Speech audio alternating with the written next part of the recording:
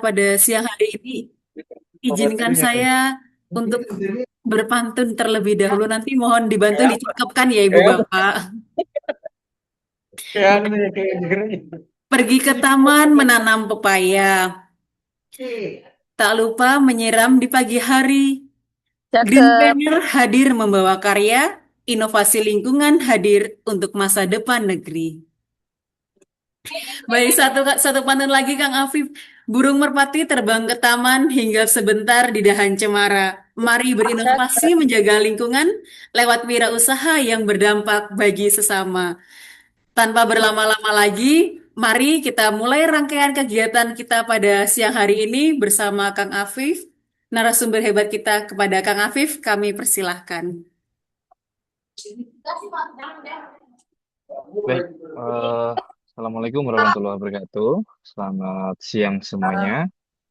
Eh, izin Kak Amanda kasih aksesnya ke yang M Nur Afif Aulia ya, saya, untuk saya bisa share Oke, screen. oke baik-baik Kang. Oke, baik. Alhamdulillah kami sampaikan selamat siang kepada Bapak Ibu, para senior, para pekerja sosial dari berbagai instansi yang hadir pada kesempatan siang hari ini. Tentu mengapresiasi Sekolah Inovasi Peksos sampai hari ini masih continue berjalan gitu ya, melahirkan ruang-ruang diskusi, ruang-ruang inspirasi yang tentunya amat sangat bermanfaat bagi apa aktivitas pekerja sosial di Indonesia gitu ya, dengan berbagai tantangannya hari ini. Ya, saya izin eh, berbagi layar sebentar. Apakah sudah lihat?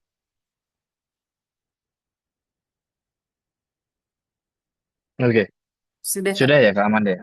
Iya, sudah Kang. Oke, baik. Baik, salam kenal sebelumnya. Saya juga kebetulan eh, masih pembelajar ini ya, masih haus akan ilmu. Tentu apa yang saya sampaikan siang hari ini eh, hanya berdasarkan pengalaman, bukan bermaksud menggurui. Dan kebetulan banget Kak Amanda kita di kampus yang sama gitu ya. Saya saat ini juga sedang di Magister Peksos di Poltek Esos. Ya, tentu salam takzim bagi seluruh dosen Bapak Ibu yang hadir pada kesempatan kesempatan siang hari ini. Jadi memang sudah sejak tahun 2024 tiga akhir ketika saya masih di Kitabisa eh, diamanahkan untuk mendalami intervensi program eh, khususnya makro ya, yang nafasnya adalah mengcapture masalah lingkungan gitu. Dan salah satunya memang saya ingin membuka sebenarnya tidak banyak slide yang ingin dipaparkan, tapi ingin membuka kurang lebih gambaran transformasi desain pemberdayaan sosial berkelanjutan yang sejak saat itu 2023 akhir itu saya namakan Jaga Bumi gitu ya. Ada aksi Jaga Bumi, ada sayembara aksi Jaga Bumi, yang mana itu merupakan IP intellectual property yang saya develop sebagai personal dalam mengengineer sebuah program gitu ya. Dan alhamdulillah mendapatkan support dari Kita Bisa apa untuk dijalankan gitu ya. Yang pertama adalah berbicara masalah sampah gitu ya, isu-isu pengolahan sampah. Yang mana di program ini di akhir 2023 itu mendesain sebuah program ya, kita namakan dulu Sayembara Aksi Jaga Bumi. Kita melihat dalam konteks pengolahan sampah kenapa sulit berhasil, bahkan seringkali kita udah edukasi ke sebuah wilayah RT RW kenapa gagal ya. Peksos sudah turun tapi kok nggak continue. Ternyata hasil riset mengatakan berbicara soal sampah ini memang harus menerapkan konsep incentive base gitu ya. Jadi masyarakat itu akan bisa bergerak kolektif apabila problem masalah yang dihadapinya ini beriringan dengan adanya insentif atau manfaat ekonomi yang bisa didapatkan gitu ya. Maka saat itu tercetuslah gagasan untuk saat itu saya ingat budget awal kita terbatas sekali. Seingat saya di 250 juta itu dari kitabisa.org di challenge gimana menjangkau satu kota gitu ya. Dan saat itu kita awali di Bandung Raya. Eh, Konsepnya adalah mengkompetisikan, jadi kompetisi antar bank sampah, kelompok wanita tani, kelompok koperasi gitu ya, yang melakukan punya kesadaran dan punya willingness mengolah sampah secara swadaya, dikompetisikan gitu ya dalam satu periode tertentu, lalu dimonitoring dari minggu ke minggu, dimonitor dari minggu ke minggu. Jadi kita mengirimkan Texos untuk memverifikasi inputan pengolahan sampah biokonversi, khususnya metode biokonversi yang menjadi salah satu fokus kami. Karena latar belakangnya adalah sampah organik yang dominan di timbulan sampah TPA hari ini. Nah, dari situ tergabunglah eh, banyak bank sampah KWT koperasi gitu ya, yang memang ada yang baru memulai, ada yang udah berjalan lama tapi mati segan hidup tak mau gitu ya. Uh, kita datang tidak hanya menciptakan kompetisi, tapi tentu kalau dalam konteks SROI itu ada tiga input yang kita dari budget 250 juta itu kita plot menjadi goods, time, dan money gitu ya. Barang, waktu, dan uang gitu ya. Barangnya adalah kita memberikan dukungan alat hibah pengolahan sampah biokonversi. Time-nya adalah kita memberikan dukungan capacity building dan bimbingan teknis untuk pengoperasian uh, pengolahan sampah biokonversi. Lalu yang ketiga adalah kita siapkan cash untuk nanti insentif bagi yang menang gitu ya, yang tim kita nyebutnya tim penggerak terbaik. Nah, ternyata ini sambutannya luar biasa. Uh, Kita uji coba di 15 tim saat itu, terpilihlah 5 tim yang jadi tim penggerak terbaik. Dan ternyata yang sebelumnya nggak terbiasa, nggak tahu ilmunya gitu ya, nggak tahu ilmu biokonversi, akhirnya mereka bisa mempraktekkan karena terbiasa mengisi form monitoring, terbiasa berinteraksi dengan Texas kami gitu ya, dimonitoring apa aja kendalanya, bagaimana siklus maggot ini, bagaimana composting kita bisa rapi gitu, macam-macam gitu ya. Dan alhamdulillah itu berhasil. Hmm, Bahkan menyasar ke 5 kota, sudah ke Jogja, Jakarta, Pekanbaru, dan Bandung tadi ya. Nah, dari saya community waste management gitu ya, intervensi yang fokus ngajarin orang untuk ngereduce sampah, atau ngajarin komunitas, tepatnya itu kelompok, untuk bisa ngolah sampah secara swadaya, timbul pertanyaan. Nah, ini yang selama ini banyaknya sukarela. Nah, sedangkan saya punya kesibukan, saya juga harus bisa menafkahi anak istri gitu ya. Apalagi kelompok-kelompok yang melibatkan kawan-kawan dari desil 1, desil 2 kan banyak ya, di akar rumput gitu yang melibatkan itu. Bagaimana ini bisa menghasilkan manfaat ekonomi agar bisa berlanjut ini kebaikan, uh, kebiasaan mengolah sampah ini gitu ya. Karena biasanya kalau sudah masuk RT RW itu akar rumput dari rumah ke rumah itu sudah siap memilah gitu, sudah punya mindset untuk memilah sampah. Nah, ini gimana kapal-kapal kecil ini bisa terus berjalan? Masuklah kita, tercetuslah di awal 2025 tepatnya, pertengahan 2025, saya bersama beberapa Pexos uh, men- melakukan riset kecil gitu ya untuk memetakan ada nggak sih uh, wirausaha-wirausaha hijau atau greenpreneur yang udah established gitu ya, atau mungkin hari ini kita ramai mengenal istilah green jobs gitu ya. Dan ternyata udah lumayan banyak nih gitu ya. Kita waktu itu menggait bumijo.id, toko nol sampah, dan ngadaur organik gitu ya. Kita kolaborasi, dan saat itu masih kalau masih kolaborasi dengan kita bisa juga membuat sebuah greenpreneur incubation gitu ya, yang berfokus melakukan pendampingan dan capacity building kepada individu atau kelompok yang fokus ke wirausaha hijau, dan mayoritas adalah lanjutan dari aksi jaga bumi di intervensi sebelumnya. Jadi bayangkan dalam ada beberapa siklus penerima manfaat yang mengikuti beberapa rangkaian intervensi gitu ya. Nah, ini intervensi kedua kita. Kita ajari mereka mengelola bagaimana produksinya, kita petakan produknya, ada yang produk barang, ada yang makanan, ada yang jasa. Nah, bagaimana apa kapasitas produksinya, operasionalnya, keuangannya, pemasarannya, dan layaknya kita memberikan pendampingan bisnis terhadap UMKM gitu ya.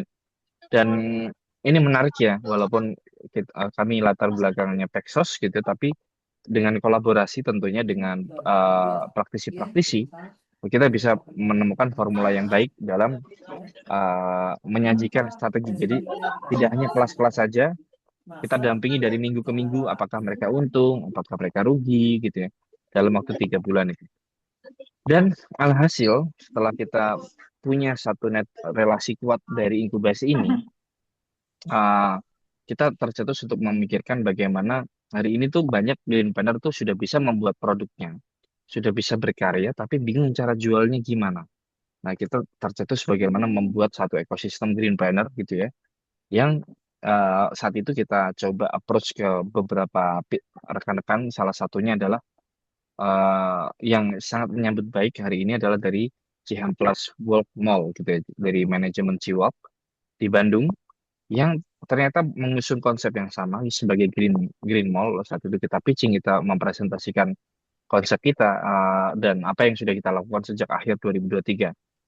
Dan alhamdulillah lahirlah di 12-12 akhir tahun kemarin Jaga Bumi Ekomart dan Community Hub pertama kita, sekaligus penanda kick off kami pertama untuk melahirkan, kalau tadi di covernya, Jaga Bumi Nusantara, sebuah grup kewirausahaan sosial hijau berbasis komunitas yang kita desain untuk membangun, menjadi katalis dan juga off-taker bagi kawan-kawan green planner yang sudah masuk dalam ekosistem intervensi kita.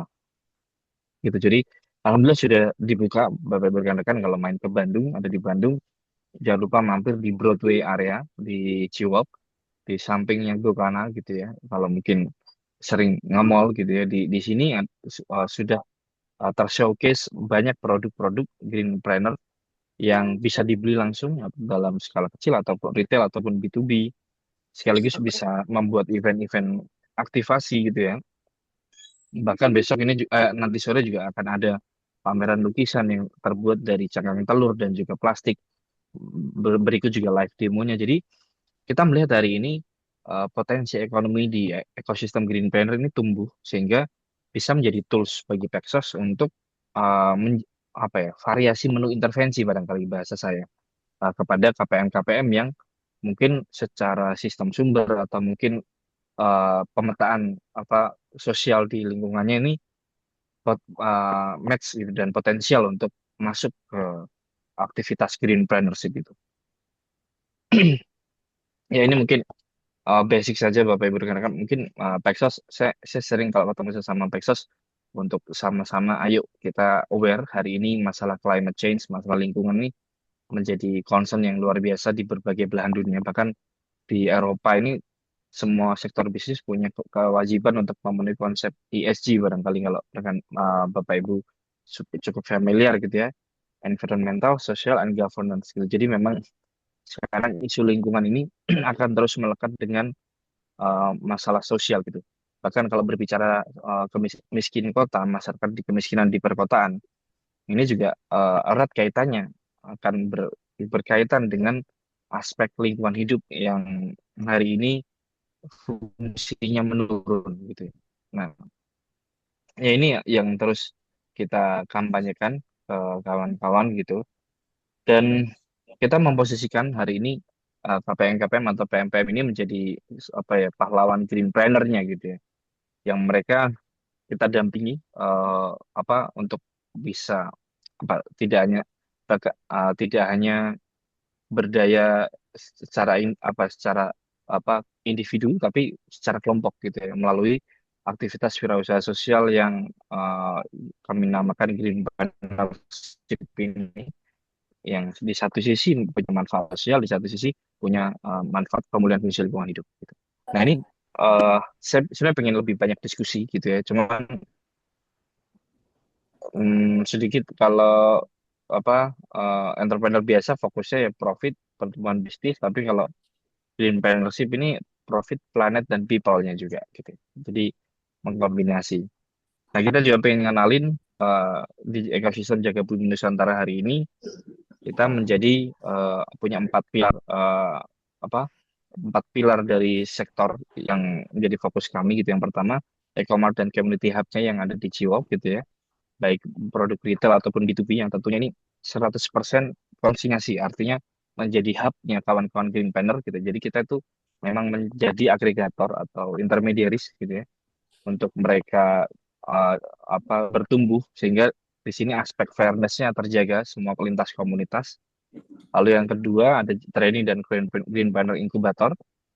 Uh, dan yang ketiga Green Event Management karena memang kita sudah cukup terbiasa menghadirkan event-event yang mengusung prinsip keberlanjutan gitu ya. Dan insya Allah kita dalam waktu dekat saat konser The Massive di Bandung ini kita juga akan berkolaborasi. Nantikan saja Bapak Ibu kalau barangkali di sini ada yang mengikuti The Massive gitu ya.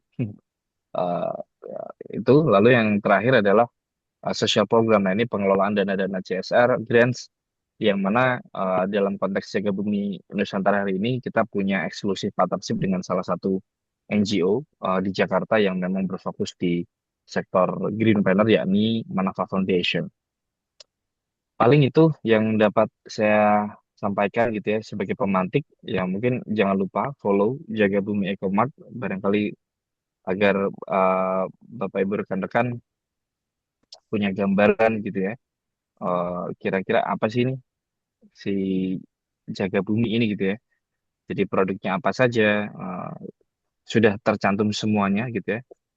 Dan sedikit promosi ini kami punya dalam pekan ini punya uh, tiga aktivitas yang mungkin bisa jadi ruang belajar rekan-rekan. Yang pertama hari ini kita ada pameran kesenian seni menjaga bumi ini yang saya ceritakan tadi bersama salah satu uh, senior pelukis kita Pak Teguh Dwiono. Beliau uh, selama ini mengusung konsep karya lukisan dengan material telur, cangkang telur, terus plastik dan lain sebagainya. Terus ada juga hari kedua besok kita ada aksi sedekah bumi bersama lintas komunitas gitu ya, lintas komunitas di Cikapundung insya Allah gitu ya, yang akan menjadi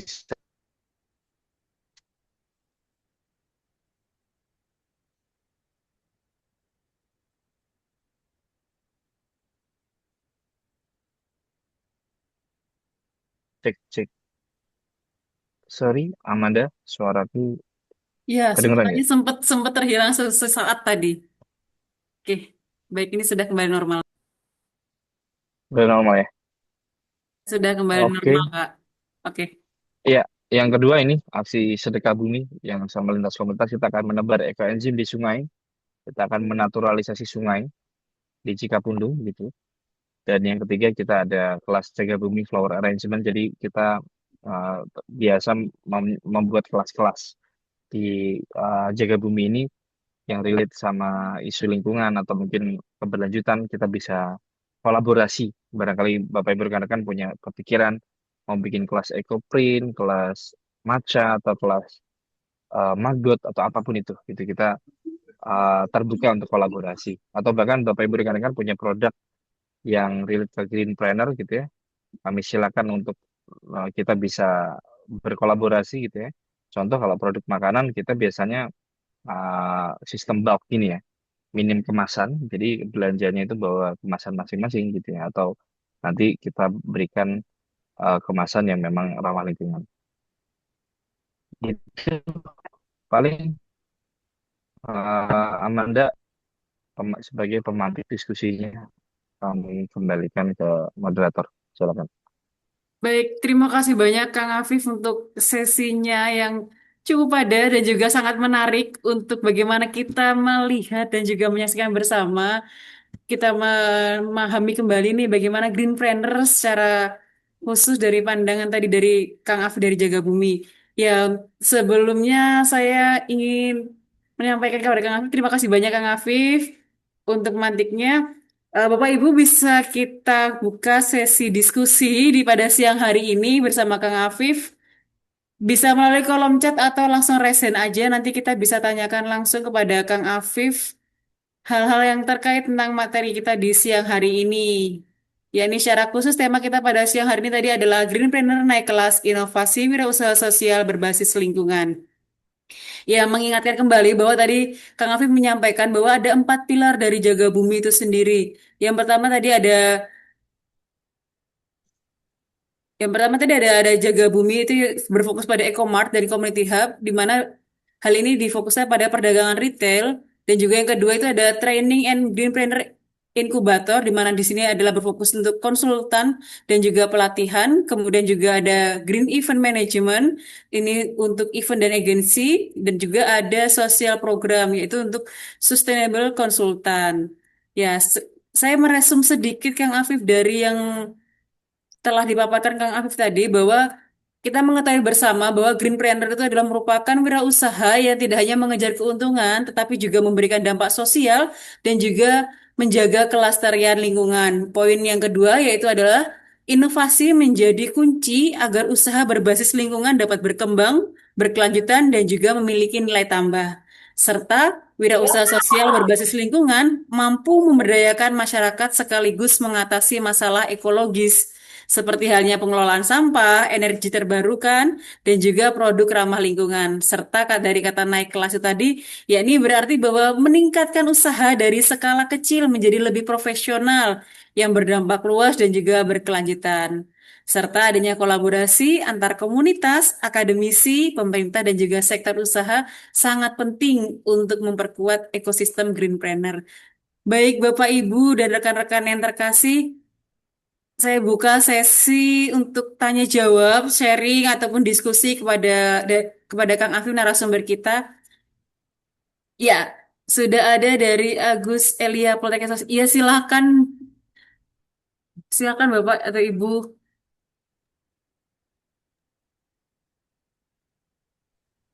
Oh ya, silakan Pak Terima Agus. kasih. Baik, terima kasih. Amanda, Iya, baik sudah Pak. terdengar? Sudah Bapak. Baik, ini materi yang sangat luar biasa.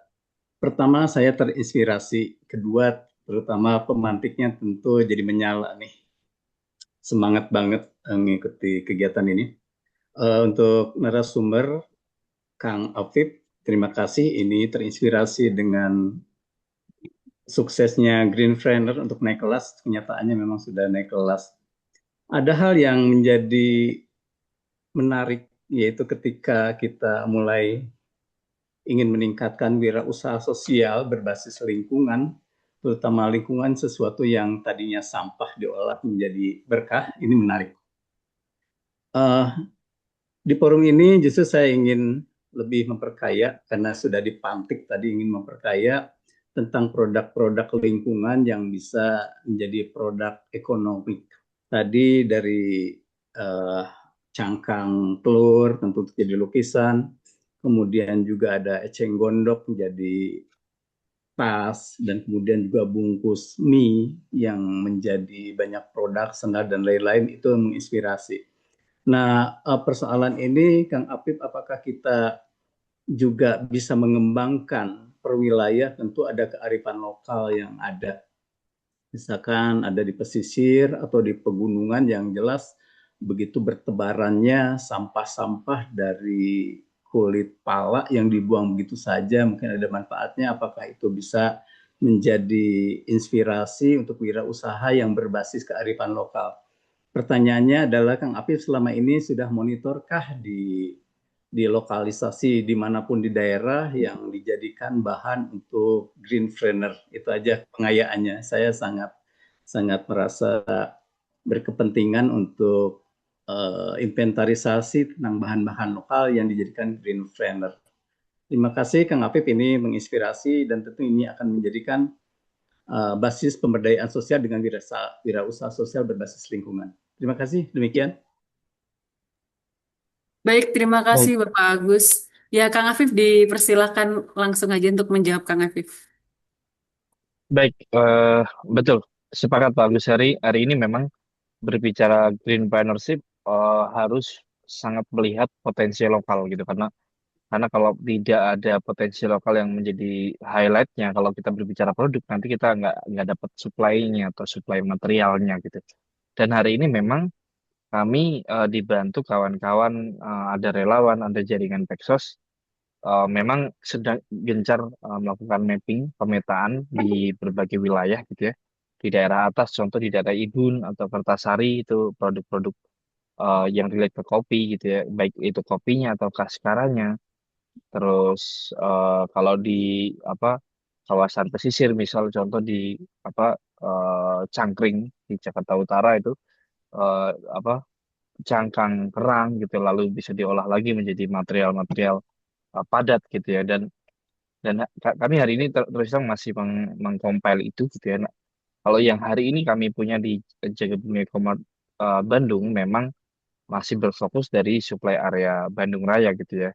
Mulai dari pengolahan eh, limbah garmen gitu ya, terus juga ada eh, apa eh, plastik material PET atau HDPE yang diolah menjadi beberapa produk merchandise gitu ya, ataupun produk-produk organik yang lain gitu yang hari ini masih berfokus di area Bandung Raya.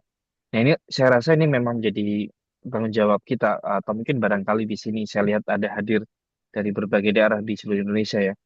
Eh, jadi mungkin hari ini jangan terlalu berfokus saja ke sampah konvensional gitu ya, atau mungkin organik atau anorganik yang high value atau low value. Kita coba petakan lagi potensi-potensi pangan organik kita gitu. Jadi kami itu Green Planner di sini kan pasti ditanya ini untung nggak sih Mas? Ya kita mendorong akan terus jadi untung, karena kalau untung ini kita akan terus berlanjut, continue, sustain, dan kawan-kawan Green Planner juga mendapatkan pendapatan yang layak gitu. Nah itu kita tidak hanya produk daur ulang saja, tapi juga produk-produk pangan yang memang selama ini terlalu banyak intervensi kimiawinya sehingga kita convert menjadi produk-produk pangan organik gitu ya. Jadi atau mungkin produk-produknya itu mainstream gitu. Bahkan ini kita kolaborasi dengan Drone 88 gitu ya. Mereka bikin water station di sini. 10.000 refill sepuasnya selama 5 jam. Bapak Ibu jalan-jalan di Ciwok gitu ya. Tinggal bawa tumbler aja. Itu kan secara ekonomi kalau misal beli air minum botol di mall gitu ya. Apalagi dalam waktu 5 jam itu kan pasti perlu berapa rupiah, dan juga akan jadi sampah botol sebanyak apa. Nah, dengan kayak gini, padahal itu produknya biasa air gitu ya.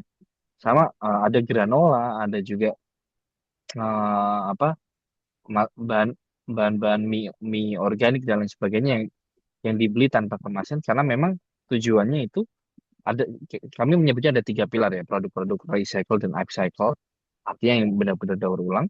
Lalu yang kedua adalah produk pangan organik. Lalu yang ketiga produk yang berpotensi untuk bisa mereduce sampah multi layer atau sampah plastik yang tidak bisa diolah gitu. Jadi tiga itu tiga itu yang menjadi fokus kami, dan saya rasa kalau Bapak Ibu punya potensi di wilayahnya ini bisa diduplikasi gitu ya. Karena bisa jadi ini contoh, ini kita akan kolaborasi dengan salah satu brand bumbu dapur yang mereka bahkan ada salah satu brand cookies di Bandung besar itu yang akan kolaborasi konsep bulk store gitu. Jadi pembeliannya tanpa kemasan yang apa sekali buang gitu, atau mungkin plastik-plastik multi layer. Dan rasanya semangat ini akan terus mendukung pemerintah juga untuk terus serta menangani masalah sampah dari hulunya gitu. Semoga menjawab. Mohon maaf kalau kepanjangan Kak Amanda. Baik, terima kasih Kang Afif. Bagaimana Bapak Agus? Apakah bisa dipahami atau ada yang ingin ditanyakan kembali? Sudah lengkap dan banyak pengayaan. Baik, Terima terima kasih. kasih banyak Pak Agus. Ya, kepada Bapak, Ibu, dan rekan-rekan yang terkasih, dipersilakan jika ingin mengajukan pertanyaan kepada Kang Afif terkait tentang tema kita pada siang hari ini, yakni tentang Grandpreneur naik kelas inovasi wirausaha sosial berbasis lingkungan. Bisa langsung raise hand saja, Bapak Ibu, dipersilakan.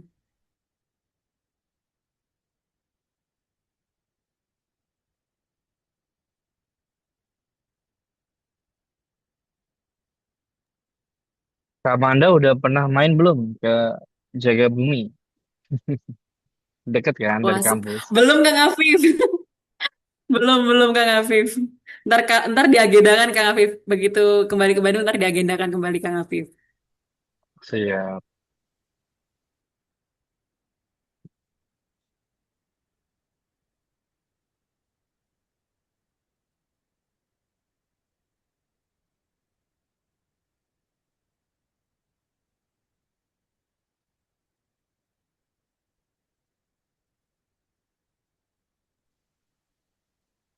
Sangat menarik sekali ya Kang Afif di tengah era yang cukup instan, tapi kita juga jangan melupakan ya Kang Afif ya, jaga bumi dari hal-hal sederhana, dari hal-hal yang biasanya kita gunakan, kita berusaha untuk reuse, recycle kembali barang-barang yang telah kita gunakan ya Kang Afif ya.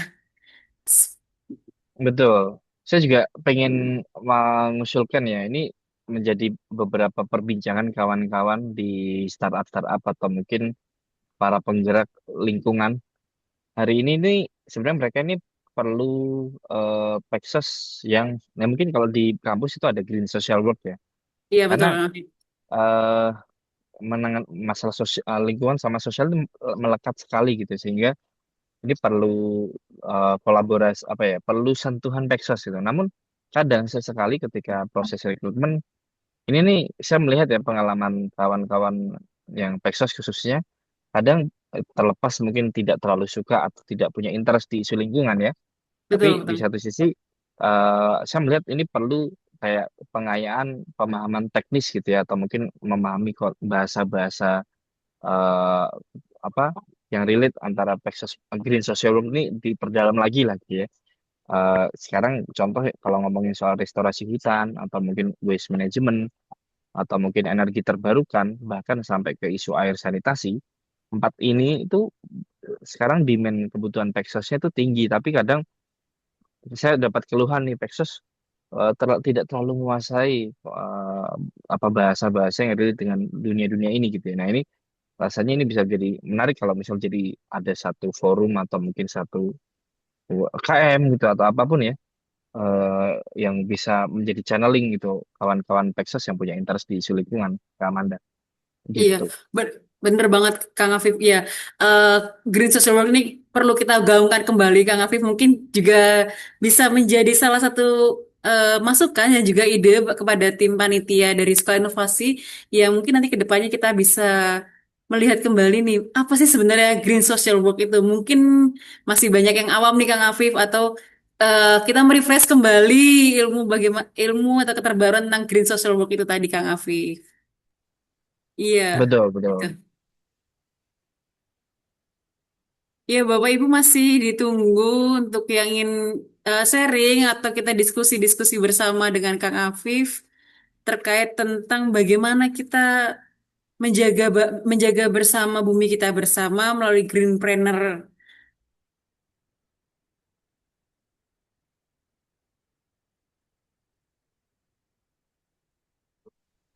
Atau barangkali saya ingin bertanya ke Amanda, adakah di sini Bapak Ibu Pexos yang mendampingi sebuah komunitas yang hari ini punya produk nih gitu ya, yang dari boleh yang dari daur ulang atau dari produk pangan lokal. Barangkali adakah ingin bercerita gitu ya, potensi-potensi dari daerah manapun boleh gitu ya. Ya, boleh-boleh banget Kang Afif. Ya, Bapak Ibu dipersilahkan mungkin yang pada saat ini menjadi penggerak ataupun juga memiliki produk-produk lokal yang saat ini sedang dikembangkan, boleh kita sharing bersama nih Bapak Ibu untuk menambah wawasan kita dan juga menambah kebaruan-kebaruan kita.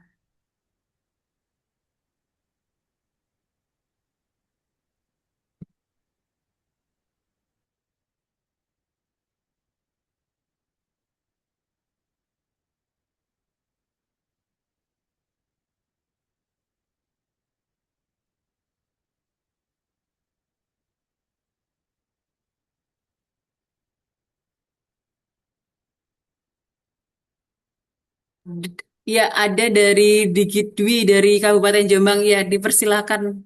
Oke, terima kasih Disilakan Kang Sister. Digit. Mau tanya ke Kak Afif nih. Oke, Kebetulan boleh. kebetulan saya ditugaskan di sekolah rakyat nih. Sudah hampir 6 bulanan ini. 8 bulanan ini di sekolah rakyat. Jadi anak-anak saya ini itu banyak-banyak sampahnya itu sampah makanan nih. Sampah makanan kebetulan tadi Kang Afif juga bahas terkait masalah community waste management ya. Kalau nggak salah tadi aku lihat pengen kasih minta tips nih ke anak-anak kebetulan ke anak-anak nih gimana sih cara ngelola sampah yang baik gitu untuk terkhususnya untuk anak-anak ya biar kita itu mudah untuk ngarahkan gitu karena terkait lagi kita lihat desil anak-anak di sekolah rakyat kan desil 1, desil 2 yang notabene itu susah untuk dikasih tahu bahkan sampai sekarang pun anak-anak tuh susah seperti itu dikasih tahu itu susah sekali jadi trik dan tipsnya biar anak-anak nih mudah tergerak apalagi di sekolah kami juga di SRT 8 Jombang itu ada apa ya program greenhouse gitu cuma greenhouse-nya lebih kepada ke menanam tanaman gitu cuma untuk yang pengelolaan sampah khususnya sampah makanan ini yang belum. Minta tips and trick dong untuk anak-anak untuk nanganin anak-anak sih kebetulan saya juga Peksos sih saya lulusan Poltek Eksos 2018 waktu itu. Oke, terima kasih. Baik, terima kasih Kang Digit Dwi ya. Pertanyaan menarik ya Kang Digit di tengah yang lagi rame sekolah rakyat nih. Bagaimana Kang Afif untuk tips dan triknya nih untuk kepada anak-anak secara khusus untuk mengolah sampah yang baik, meminimalisir sampah itu Kang Afif. Dipersilakan Kang Afif. Iya, saya tadi udah bagus ya punya greenhouse ini. Itu menjadi off-take produk pengolahan sampah biokonversi yang lazimnya terjadi. Salah satunya ada dua opsi, menggunakan maggot atau composting gitu ya. Jadi ada dua ini. Memang dalam dari pengalaman kami saat saya di Kitabisa itu kan kami pernah mengintervensi institusi tapi lazimnya yang cukup kontinu itu pesantren biasanya. Nah, SR ini kan udah layaknya pesantren ya, ada asramanya. Ini rasanya saya melihat punya potensi bisa menggunakan composting yang paling sederhana, composting bag atau menggunakan takakura atau pakai bata terawang. Jadi memang harus edukasinya harus dari hulunya terlebih dahulu memastikan siswa ini mau untuk memilah. Nah, mau untuk memilah ini apakah menggunakan sistem token kah atau ini kita nggak tahu ya bagaimana kondisi adik-adik di sana gitu ya. Yang jelas sekolah harus menyiapkan wadahnya gitu ya, menyiapkan fasilitasnya untuk memilah makanan. Misal contoh ketika dia mau rutin sampah, memilah sampah organiknya, kan nanti ini masuk maggot atau composting. Nah, ketika udah jadi kompos kan akan masuk ke tanaman tuh yang tadi greenhouse itu bisa jadi disitulah ada mekanisme insentif atau reward dan barangkali itu bisa dilakuin gitu. Karena kalau kalau mau pragmatis yang sebenarnya sesederhana anak-anak milah lalu pilahannya diolah melalui kompos atau maggot lalu hasilnya bisa diarahkan ke greenhouse untuk tanamannya gitu ya. Bahkan bisa nambah kalau punya kolam lele nanti bisa jadi pakan lele misal. Jadi sesederhana itu tapi memang tantangannya ada di siswa biasanya untuk mau bersedia milah ini. Nah ini tiap institusi biasanya punya cara masing-masing. Pernah kalau ada yang pesantren biasanya yang salafiyah itu yang gampang dan nurut itu gampang cenderungnya. Tapi kalau ada sekolah-sekolah IT gitu ya yang asrama IT yang pengalaman kami, mereka tuh bahkan apa untungnya buat saya gitu ya. Nah ini nih kadang proses pendidikan ini yang perlu komitmen seluruh guru dan tenaga pendidik. Nah, sekaligus disiapkan channelingnya. Nanti siapa yang mengelola maggot, yang mengelola kompos, apakah ada insentif bagi dia yang ngelola gitu. Nah, ini perlu dipikirkan gitu. Kalau pengalaman kami memang pesantren-pesantren atau asrama-asrama yang berhasil sampai hari ini memang ada dedicated orang yang yang ngelola, mereka juga tanda kutip dibayar gitu ya. Atau minimal mendapatkan manfaat dari apa yang dia lakukan, misal dapat buah yang dipetik, panennya dia dapat dan lain sebagainya. Itu bisa diatur lah. Tapi lebih daripada itu kita harus pikir hulunya, memastikan siswa-siswi ini memilah. Atau kalau mau lebih ekstrim lagi, batasi makanan-makanan yang terlalu banyak kemasan multilayer atau plastik. Nah, ini juga bisa jadi formula gitu. Artinya kebijakannya harus dari SR-nya langsung gitu ya. Contoh minuman yang cup itu nggak boleh yang dari plastik, bolehnya dari eh, apa itu yang eh, saya lupa, bahannya dari tebu ya. Contoh itu ya, atau mungkin kalau beli makanan ada beberapa menu yang anak-anak bawa wadah sendiri gitu. Ini kan sudah dicontohkan dari MBG juga kan. MBG itu menggunakan kemasan yang bisa digunakan kembali. Rasanya ini bisa diduplikat ke jajanan siswa atau mungkin ya makanan jajanan yang sehari-hari dikonsumsi oleh siswa SR gitu. Baik, Suara saya aman ya Kak? Aman terima ya? kasih. Aman-aman.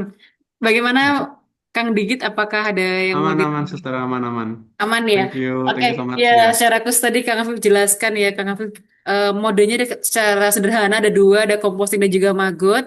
Untuk tekniknya bisa kita gunakan kalau dari segi Pexos kita kenal dengan token ekonomi. Mungkin anak-anak dari itu bisa mendapatkan reward untuk pengumpulan atau seperti itu yang akhirnya menarik nih kepada anak-anak untuk memilih dan juga memilah sampah itu sendiri. Ya, Oh, terima kasih. tambahan Kak Amanda. Iya, silakan Kang Afif. Eh, Hari ini saya melihat sekolah rakyat itu punya daya tarik untuk misal CSR usaha pengusaha-pengusaha lokal yang punya itu ya CSR-nya gitu. Mungkin kalau ada pertanyaan ini duitnya dari mana gitu, itu bisa jadi memanfaatkan resource dari CSR nanti dibikin aja skema feedbacknya. Apakah setiap tong sampah ada logonya mereka atau gimana gitu ya. Nah, nanti manfaat ekonomi pendanaan CSR-nya bisa untuk insentif, bisa untuk reward yang tadi disampaikan. Mungkin itu sih tips dari saya. Baik, terima kasih Kang Afif untuk tambahannya.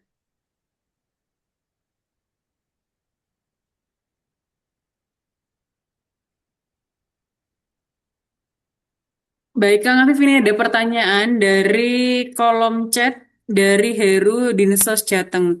Untuk mencapai nilai keekonomian bagi masyarakat pegiat Greenpreneur sehingga penghasilannya dapat memenuhi kebutuhan keluarga.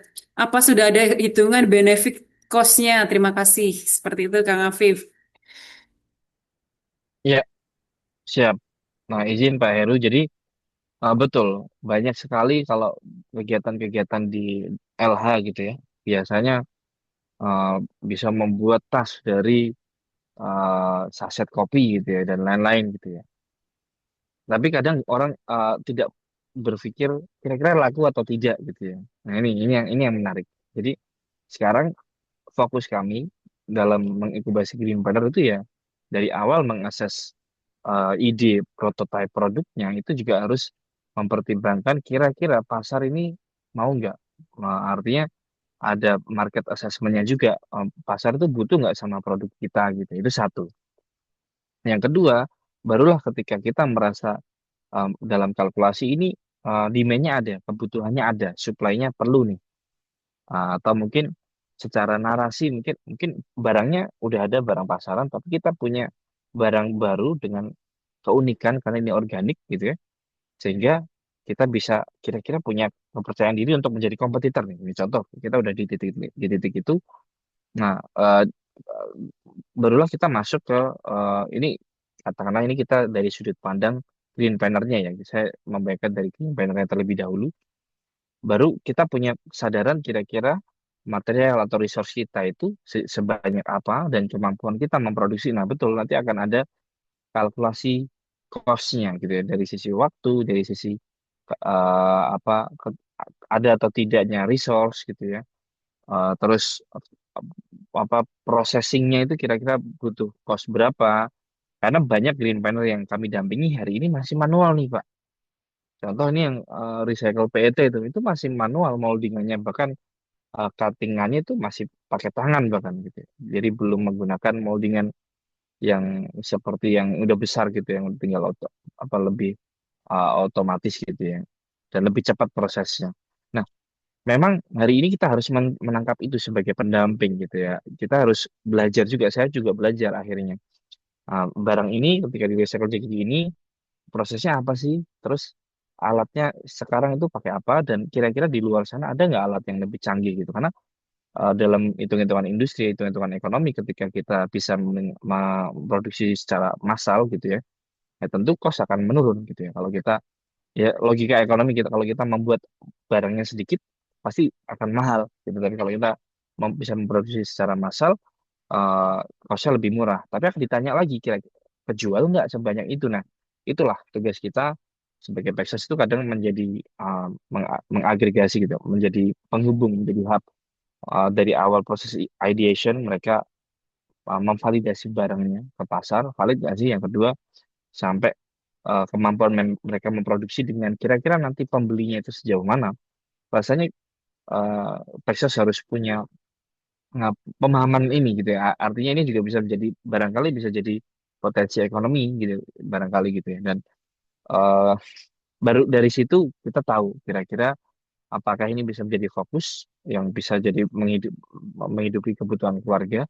Terus terang saja di Green Banner di Jaga Bumi kami ini ada beberapa produk yang sudah bisa menjadi full support tulang punggung ekonomi keluarga, sumber nafkah gitu ya. Tapi ada juga yang masih sampingan gitu ya, karena barang-barangnya bisa dikatakan cukup eksklusif gitu ya.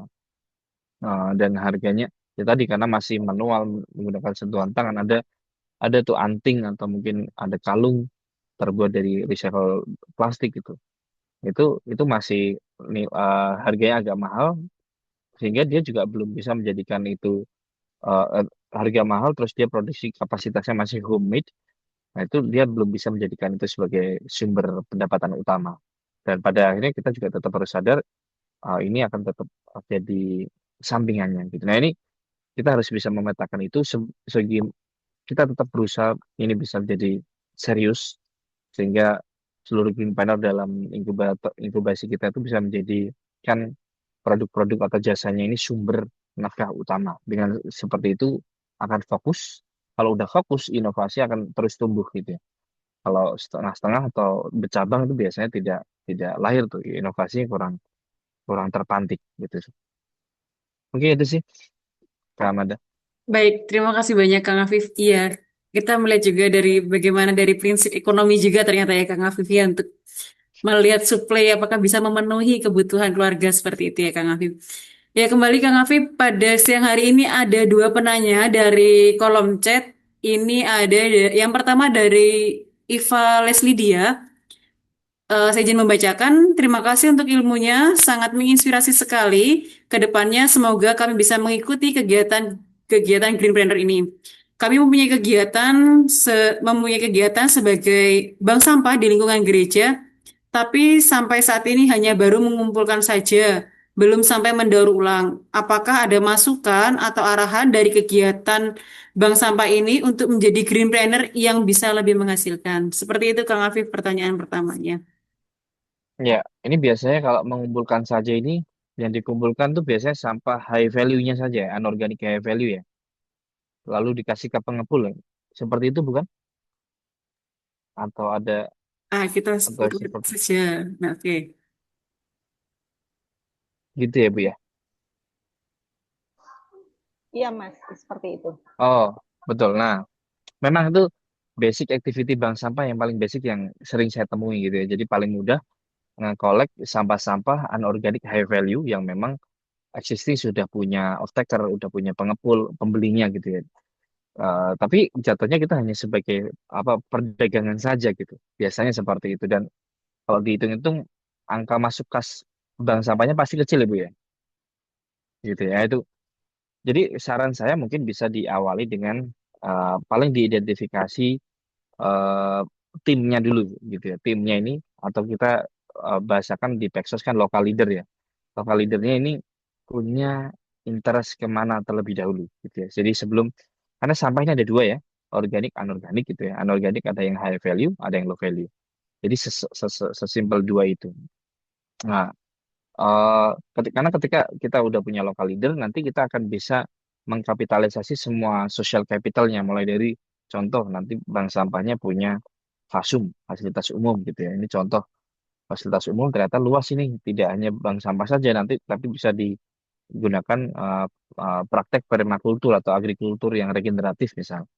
Nah, nanti bisa pelan-pelan, saran saya akan alangkah baiknya dimulai dari pengolahan sampah organik, memulai ya, melatih diri dari pengolahan sampah organik.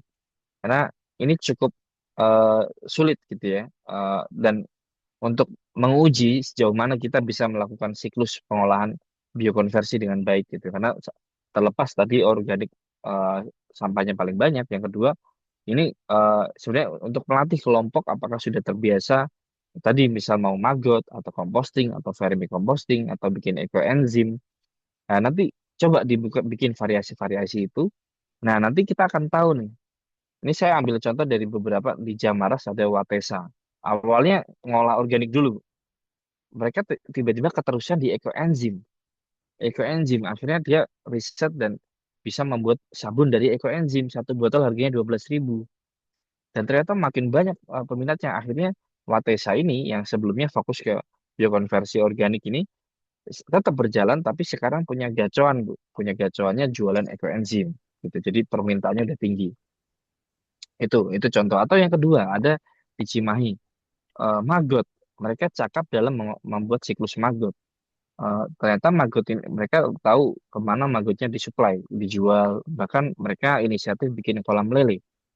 Kolam lele, maggotnya dikasih ke lele dan ternyata proteinnya lebih bagus daripada lele kalau yang lainnya gitu ya. Kalau dijual di pasaran dan mereka bisa jual juga ke pesantren, ke yayasan untuk bikin program tanda kutip MBG, masuk ke MBG atau mungkin nutrisi ibu hamil PMT. Jadi biasanya coba dulu fokus gitu ya ngetes semua eksperimen di organik. Nah, dari situ akan ketahuan akan biasanya kalau emang punya punya kekhasan satu nyaman gitu ya dan dieskalasi diperbesar, nah itu bisa jadi sumber pendapatan kelompok. Nah, dari situ barulah berpikir untuk daur ulang atau organik in anorganik ini karena daur ulang itu kecenderungannya costnya mahal, Bu. Mahal gitu ya. Beli mesinnya kadang lebih mahal, effortnya lebih lah gitu ya.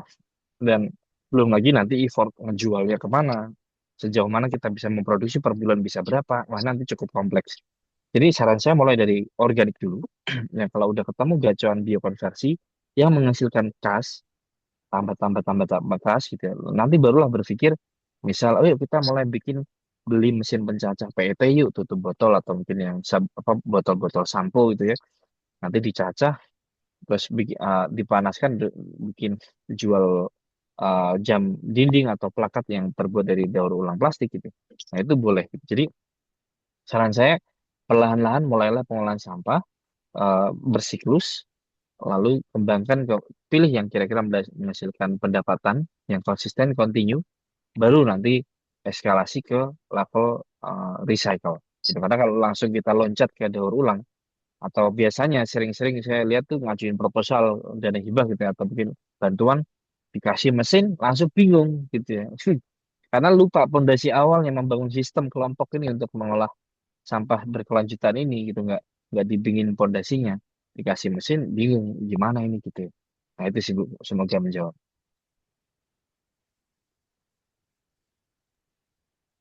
Baik. Bagaimana Bu Iva? Apakah cukup jelas sih Bu Iva? Jelas sekali. Nanti mungkin kita akan mulai dari yang organik. Jadi apa ya, perlahan-lahan gitu aja. Makasih banyak jawabannya. Makasih Siap. Wifa. Iya, Kang Afif, saya jadi teringat Kang Afif, ada pengolahan sampah organik itu di daerah Dago Barat, Kang Afif. Itu ada namanya kalau nggak salah Dabaresi, Kang Afif. Dan bersih, Iya, betul. Itu Dabaresi.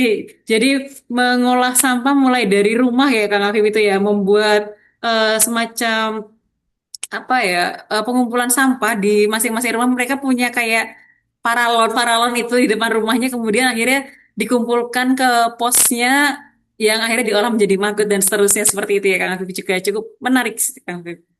Mungkin betul. Itu salah satu finalis Aksi Jaga Bumi tahun 2024 itu. oh iya Dan betul, bersih. yang Hmm. mendapat alat bantuan untuk pencacah plastik atau apa gitu sepertinya.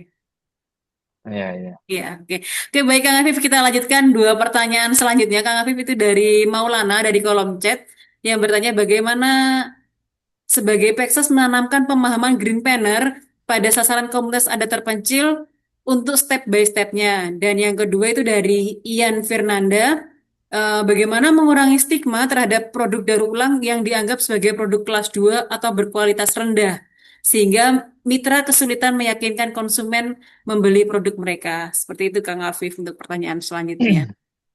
Terima kasih. Baik, yang pertama izin jawab dari Mas Maulana ya. eh Menanamkan pemahaman green panda pada saat kemudian ada terpencil. Ini karena memang kita juga harus hati-hati. Bisa jadi resource-nya terbatas gitu ya. Jadi paradigmanya mungkin jangan langsung ke gimana ini bisa diproduksi secara massal gitu. Tetap harus memikirkan bagaimana mencari potensi kira-kira produk green planner yang bisa dieksplorasi di komunitas yang ada tersebut. Tidak hanya produk, jasa pun bisa gitu ya. Nah, dieksplorasi. Lalu tentu kalau komunitas adat terpencil ini juga harus dipikirkan kita nggak boleh merusak, gitu ya, merusak bentang alam yang sudah terbangun atau mungkin sudah dijaga oleh para leluhurnya. Mungkin bahasa saya sih tanda kutip lebih dieksklusifkan kali ya. Saya jadi kayak ingat Wairebo barangkali. Wairebo itu kan bisa dikatakan wisata green planner menurut saya, tapi mereka punya eksklusivitas yang tinggi dan mereka punya prosedur yang cukup rigid sehingga uh, mendapatkan manfaat ekonomi gitu ya. Artinya harganya jadi tinggi, manfaat ekonominya tinggi, namun tidak merusak kondisi sosial bahkan lingkungan yang ada di lingkungannya gitu. Mungkin itu sih, karena mungkin saya belum terlalu enggak terbayang ini ada terpencilnya seperti apa. Tapi kalau terpencilnya misal pulau, saya awal bulan baru dari Pulau Bawean ke Gresik gitu karena ada terpencil karena lokasi yang jauh. Ya hari ini memang bisa dimulai dari pangan lokal sih menurut saya. Dari pangan lokal artinya menghidupkan karena akan kembali ke eh, pasar yang ada di wilayah sana gitu. Rasanya pangan itu bisa dimulai dari pangan. Lalu kalau pengen explore ke lain, nah ini kuncinya nanti akan nyambung ke eh, yang tadi pertanyaan mengurangi stigmanya. Membangun narasi gitu ya. Jadi ini saya langsung akan jawab langsung ya. Membangun narasi biar produk green planner baik daur ulang ataupun pangan lokal, pangan organik dan lain sebagainya ini bisa semakin tergaung gitu. Karena kita harus membangun narasi, membangun sebanyak-banyaknya influencer, uh, memproduksi konten-konten yang mengedukasi. Ini PR kita bersama sih. Jadi orang itu mulai aware. Apalagi sekarang biasanya kalau ada masalah itu rame tuh kontennya biasanya gitu. Kalau ada masalah apa, misal TPA ditutup, terus kayak kemarin di Ciputat tuh sampah taruh pinggir jalan ditutupin terpal tuh. Itu viral kan. Nah, itu kan mulai banyak yang riding the wave, influencer, akun-akun yang ngajak, ayo eh, mengolah sampah atau mungkin ya tadi alternatifnya gitu ya. Ini contoh sama mungkin terkait produk-produk ini gitu ya. Justru kami kenapa bikin di tengah mall ini toko ini justru kita sadar kita pengen ngangkat biar nggak dianggap kelas 2 lagi gitu ya. Justru kita ngelihat yang customer kita tuh justru banyak kan yang menengah ke atas gitu ya. Sekali belanja lumayan spendingnya dan mereka di rumah itu aware banget sama isu lingkungan. Mereka pengen berkontribusi buat bumi dengan cara yang paling sederhana. Nah, itu sih paling dan seandainya ini disambungkan dengan potensi komunitas ada terpencil, katakanlah ada komoditas-komoditas yang nggak di semua tempat ada atau produk-produk yang unik punya keunikan dan tetap mengusung kaidah minim sampah gitu ya, minim limbah plastik, wah itu bisa banget gitu menjadi channeling gitu dengan value yang kita naikkan tentunya gitu, harganya lebih tinggi gitu sih. Jadi paradigma hari ini mari kita mungkin salah satu caranya adalah dilekatkan narasi daur ulang dengan narasi pangan organik pangan lokal ya. Jadi kita mensetarakan itu gitu. Artinya kita mengkonsumsi barang yang ramah Ya bumi. Bang. Gitu. Itu sih yang pada akhirnya bisa meyakinkan konsumen membeli produk. Nah, Oke, baik. Terima kasih banyak Kang Afif untuk jawabannya yang memberikan gambaran kita. Yang mengingatkan kembali kepada Bapak, Ibu, dan rekan-rekan yang terkasih, untuk presensi kita pada siang hari ini, webinar seri ke-179 sudah ada di link chat, sudah ada di kolom chat. Silakan diklik linknya dan juga bisa diisi Bapak Ibu. Cukup sekali saja ya Bapak Ibu untuk pengisian presensinya. Asik. Ya, mana tahu kami tabungan dia kan Kak Nak. Yo, ay. Ya, Bapak Ibu, kalau masih ada yang ingin bertanya kepada Kang Afif, waktu masih cukup untuk kita Iya sesi tadi. tanya jawab, bisa Heeh. dipersilahkan kembali untuk yang ingin bertanya. Iya.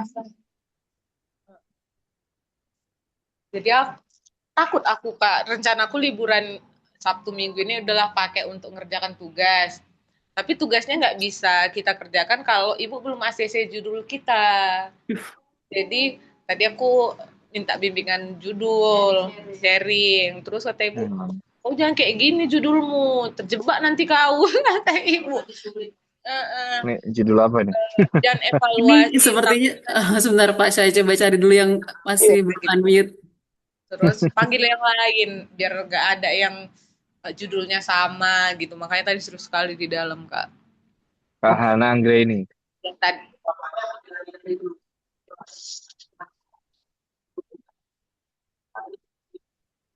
Oke. Oke. Iya Bapak Ibu, masih dipersilakan. Kita masih punya cukup waktu untuk bersama Kang Afif pada siang hari ini untuk kembali meninjau kembali nih Kang Afif. Kang Afif, saya mau kasih satu pantun Kang Afif, kayaknya sudah mulai siang ini sih, biar kembali bergelora Kang Afif. Nanti dibantu dicakapkan. Pergi ke taman memetik kelapa, singgah sebentar Cakep. di bawah Kak, cemara. Materi menarik kita dengar bersama, semoga menambah wawasan dan inspirasi bagi kita semua. Ya, ternyata ada lagi nih Kang Afif yang bertanya nih Kang Afif dari Kiki. Izin bertanya Kak, untuk memulai Greenpreneur butuh modal berapa ya? Seperti itu Kang Afif. Hmm, bahkan modal bismillah pun bisa. Asik. Kenapa saya bilang demikian karena hari ini kalau apalagi di seorang Peksos ya membuat narasi ini menjadi iya. sebuah program itu mudah sekali. Artinya bisa mengakses dana-dana filantropi, dana-dana hibah sebagai pondasi awal gitu. Jadi itu kan bisa jadi tanpa modal dong. Tapi kalau pengen eksperimen, ya ini tergantung produk ya Bapak Ibu rekan-rekan, tergantung produknya apa. Eh ya tidak ada patokan sih ini harus berapa rupiah gitu ya. Tapi Pending ya berarti kan lagi Pak ya. bahkan Ini kan ya. kalau saya contoh cerita ada Ya, Josette Waste. Josette Waste itu yang daur ulang dari ya, ya. plastik jadi kayak apa ini? Lepek apa bahasa Indonesia ya lepek ya? Apa? Nah, tatakan kopi Tatakan itu kecil, Kak tatakan Amanda. piring kecil Kang Iya, Afif. betul yang terbuat dari plastik PET. Ini tuh eh, modal pertamanya bukan di Oh ya. material tapi alatnya saja gitu. Alatnya beli sejuta 2 juta gitu atau mesin-mesin perintilan-perintilan gitu ya. Sedangkan materialnya biasanya minta-minta dulu ngumpulin sendiri dari bank sampah misal untuk bereksperimen menguji coba bisa nggak kita membuat produknya. Karena yang paling penting itu membuat prototipenya dulu gitu ya. Jadi kalau prototipe udah siap, terus kira-kira pasarnya udah kelihatan mau kemana, nah baru di situ memutuskan cari modal. Dan tadi semurah selemah-lemahnya iman gitu ya, modal modal yang bisa dilakukan oleh kawan-kawan bisa melalui akses dana-dana filantropi, dana-dana hibah yang bisa didapatkan dari sumber manapun. Baru bisa Gitu. masuk coba Neng.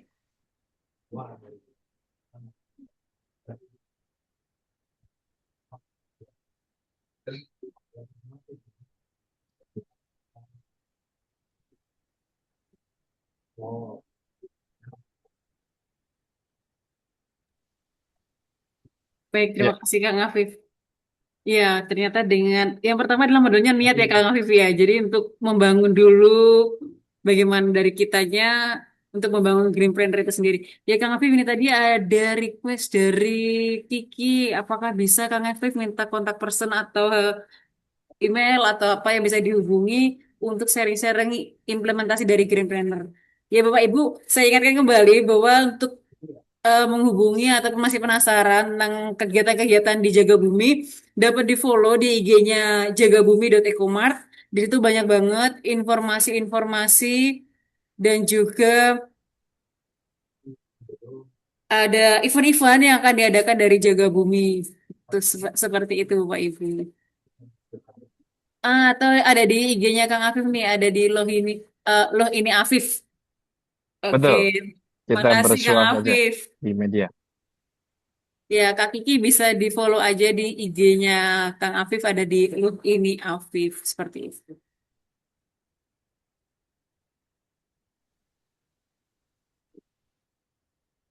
Ya, Bapak Ibu mengingatkan kalau yang masih belum presensi harap bisa segera untuk mengisi presensi kegiatan kita pada siang hari ini. Sebelum nanti kita akan mengakhiri sesi kita, jika sudah dirasa cukup untuk kegiatan siang hari ini, kita akan melaksanakan sesi dokumentasi terlebih dahulu. Bapak Ibu dimohonkan untuk dapat mengaktifkan layar ya, kita nyalakan bersama videonya. Kita akan melaksanakan sesi dokumentasi pada kegiatan kita pada siang hari ini bersama Kang Afif Aulia. Kita ada 4 slide ya Bapak Ibu. Kita akan mulai dari slide yang pertama. 1, 2, 3. Oke. Selanjutnya kita slide kedua. 1, 2. Oke. Slide yang ketiga. 1, 2, 3. Dan ya slide yang keempat. Baik.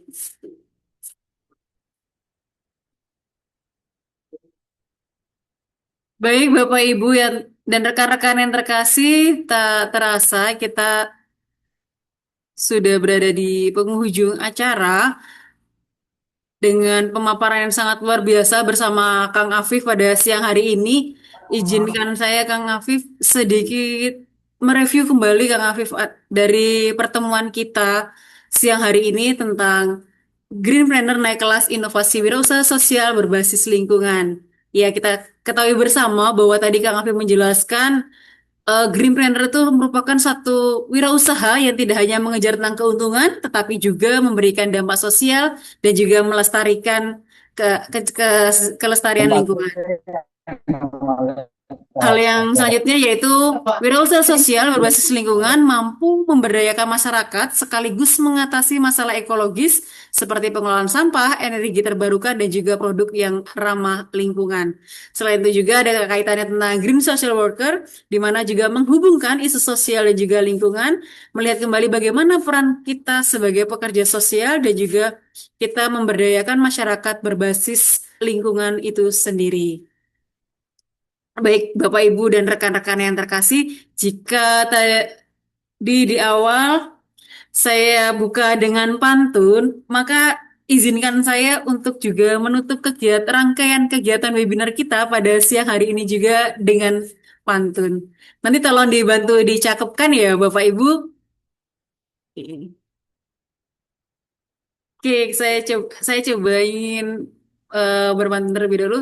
Pagi hari menanam padi, disiram air agar tumbuh subur. Materi sudah disampaikan sangat berarti. Semoga membawa manfaat dan ide yang makin makmur. Iya, cakep. Mantap.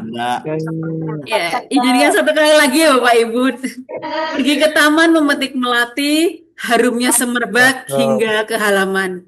Banyak ilmu telah kita dapatkan hari ini. Semoga menjadi inspirasi untuk langkah ke depan. Saya Amanda Tiara Kusuma selaku moderator pada siang hari ini pamit undur diri. Assalamualaikum warahmatullahi wabarakatuh. Waalaikumsalam. Terima kasih Kang Afif, terima kasih Terima Suster kasih Manda. semuanya. Terima Terima kasih Bu kasih Eni. Suster Manda. Thank you ya. Thank you Kang Afif. Terima kasih semua. Izin, Le.